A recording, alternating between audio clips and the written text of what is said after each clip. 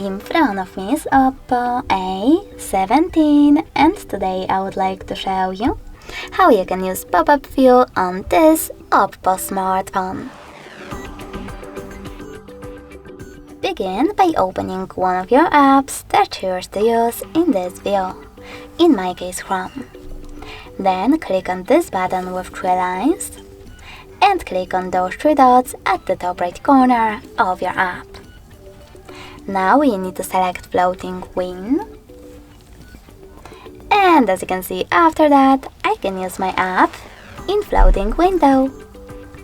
If you wish to move it around, you can do that by holding this line and dragging it.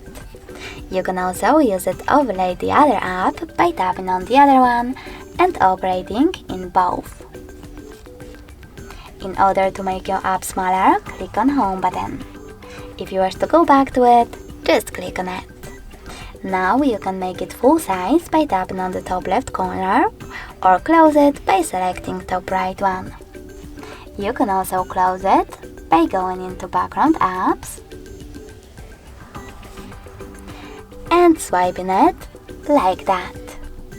Thanks so much for watching. If you enjoyed this video, leave a like, comment and definitely subscribe.